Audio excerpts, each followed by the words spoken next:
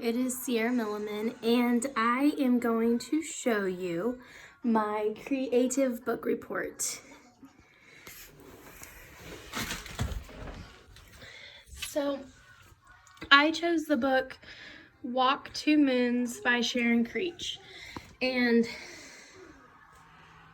I'm going to record this on my phone so that I can zoom in on different parts, but basically what I did was put my book report on a window using Expo markers. A lot of different color. We have the plot. We have the cliffhanger or the hook for the book. We have the setting. In this story, it is told through a lot of flashbacks, and it is told on a road trip. And one of the flashbacks, places that they go, is by Banks, Kentucky, and also Euclid, Ohio. And then we have the characters. Obviously, I did not do every single one of them, but I did the ones that I felt were the most important to the story. I have Salamanca, the main character and the narrator, Graham and Gramps Hiddle, Phoebe Winterbottom, Salamanca's mom, Johansson, or Sugar as they called her, and Margaret Cadaver, and then the ways to use in a classroom. So I thought that was a fun way to do a book report, and it would be great to do for children because especially in middle school and 5th grade, kind of that age group, because it's cool to write on windows, and every classroom it kind of adds some creativity and color into the classroom. So with the book report, I have that in Walk Two Moons, by Sharon Creech, Salamanca Hiddle goes on a road trip with her Graham and Gramps to Lewiston, Idaho to see Sal's mother. They decide to take the same way that Sal's mother took, and since it was such a long drive, Graham asked for a story, which is how the story of Phoebe Winterbottom was told. It is through this story that the reader begins to learn Salamanca's story as well. The story is through flashbacks, some being to tell Phoebe's story, others being of Salamanca's mother, allowing the reader to understand what happened to her. Sal and her father moved from Bybanks, Kentucky to Euclid, Ohio, which is where her father's friend named Margaret Cadaver lives. In Euclid is where Sal met Phoebe. They became friends, and one night, Phoebe invited Sal over for dinner, which is where she first met Phoebe's mother. During that dinner, Sal recognized how depressed Phoebe's mother seemed. It reminded her of her own mother before she left. Now, Phoebe was the type of person who thought the worst of everything. She would jump to wild conclusions every chance she got. She even believed that Margaret Cadaver had murdered her husband and buried him in her yard. Since Sal did not like Margaret because she was her father's friend and the reason that they had moved to Euclid, she went along with Phoebe's crazy story, and this was a subject that they bonded over. One day after school, Phoebe and Sal went over to Phoebe's house to find her mother had left only a brief note and some meals in the freezer. Phoebe went crazy thinking that her mother had been kidnapped because there's no way she would have left her family. Throughout the time, Phoebe's mother being gone, Sal began to notice that Phoebe was having similar emotions that Sal had when her own mother left. She went through disbelief, anger, questioning, blaming, and denial. By this time, Sal understood that her mother was not coming back, and had more understanding that Phoebe's mother may not be coming back either. So she helped Phoebe the best she could, and eventually Phoebe's mother did return. And that was the end of the Phoebe Winterbottom story. Although they were not in Lewiston yet, Sal wanted to make it there by her mother's birthday. Throughout the story, they would go back and forth to the past and present, and each time they were in the present, Sal being the narrator, thought about being in a hurry.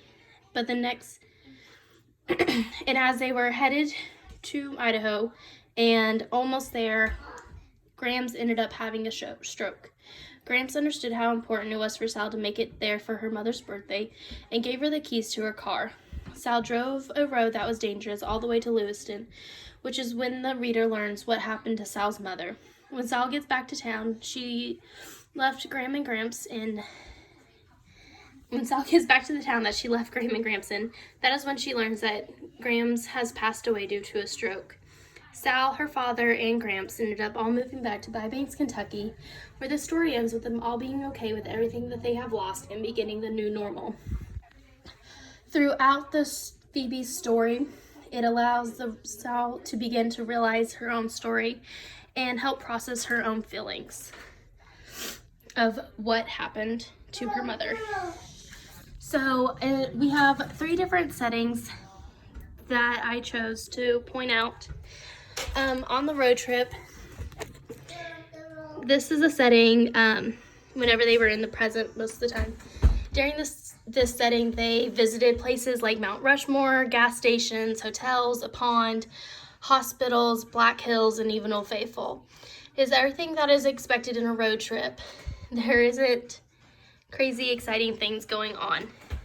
Gramps and Gramps try to make it seem like fun, but Sal seems really stressed through it all, mostly because she is going to see her mother again and really see for herself of what happened. In Bybanks, Kentucky, that is the farmhouse. This is where Sal and her mother and father lived before her mother left, and where they actually ended up moving back to at the end.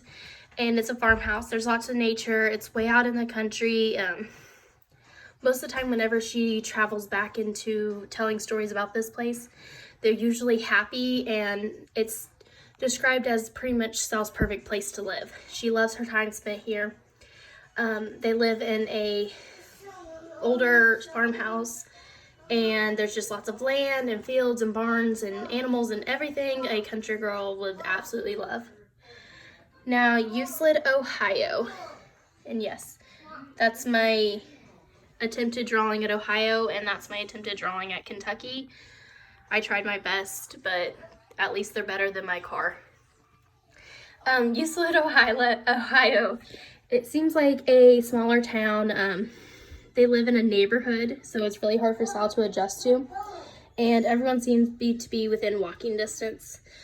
All the houses are kind of described as newer or well kept, and I don't want to say it's city, but it's definitely more of the suburb types setting compared to what Sal is used to from Bybanks, Kentucky. And she is here during the school year. Now we have the characters. Sal Hiddle, she's the main character and narrator. She's a young girl about 13 years old with long hair. She has a Native American heritage that she connects with. She loves trees and nature, and trees connect her with her mother, who also has a deep connection with nature and trees in particular. She's a country girl who's seen as brave to others, sweet and quiet, and very mature for her age, but that also has a lot to do with what happened to her mother. Graham and Gramps Hiddle. They are Sal's father's parents. They are very loving and important people in Sal's life. They are genuinely good people. They are kind and caring, and you can tell they are used to a slower country life. Their love and relationship is strong, or their love in their relationship, excuse me. And even though they have a wild side because they act out and they just go for it kind of fashion, they like living life and they enjoy being together.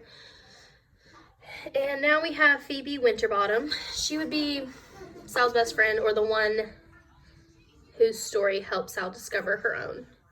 She's also 13, middle school ages, short, curly blonde hair, a round face, and sky blue eyes. She thought the worst of everybody, believed that everybody was either like murderers or bad people. She was kind of on the snooty side. She thought she was always right, and when people didn't disagree with her, she didn't handle it very well. But especially like when her own mother disappeared, they tried to go to the police station, and the police basically were kind of didn't 100% believe her because she was coming up with these crazy stories about what she believed happened to her mother. And when the police told her that probably didn't happen, she did not like that answer. She was overall a good person, but she was a tad self-centered and kind of what you would expect from a 13-year-old girl. It was just in comparison to Sal, there was a huge difference in maturity there. And then Johansson Hiddle is Sal's mother, and although we never actually meet her in the story, she is talked about the entire way. She also has an Indian heritage. She's sweet and a caring mother, and the way that Sal tells stories about her, she has a calmness about her. She loves nature and especially trees, and every story that she told, she suffered from depression. It seems like she felt like she wasn't good enough for her family, but it also, as the story went on, it led to understanding that most of the depression was caused by giving birth to a stillborn baby. And it also seems like that depression is what made her go to Idaho. She felt like she needed time to herself to recover some, or at least that's what it seems like to me. And then we have Margaret Cadaver. She is Sal's father's friend. She has red curly hair, and she is a nurse. And according to Phoebe, her hair was spooky and voice sounded like dead leaves. Sal disliked her in the beginning and blamed her for having to move away from Kentucky. And Sal also thought that since her and her father were friends, it was like she was trying to take over her mother's place. And then at the end, we learned that she is actually a very, very important part for Sal's father's process in healing. So, ways to use this in the classroom. The ways I have are using flashbacks and allowing children help understand and follow along, but allowing them to talk about how each of these different settings and time periods interact, and they go with each other, and they allow the reader to understand better of what's going on in the other story or in the other time period. This story also foreshadows a lot. Especially because she talks about the future without going into detail about her mother and what actually happened. So the biggest form of this is when she mentions fear is just an example. She mentions on page 11 and 12 all of her fears, and throughout the story she mentions which specific ones are the worst for her, and they allow a prediction on what happened to her mother. So this story is definitely one that is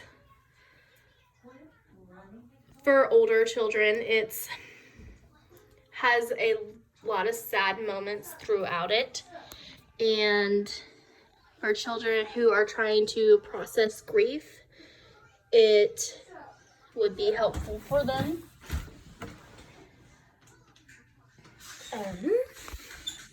Let's see. Yeah.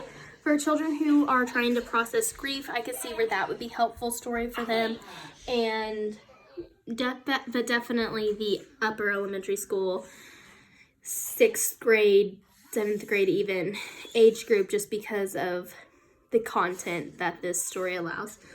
But it was a good book, and if you would like to know what happened to Sal's mother, go read it and find out. Thank you.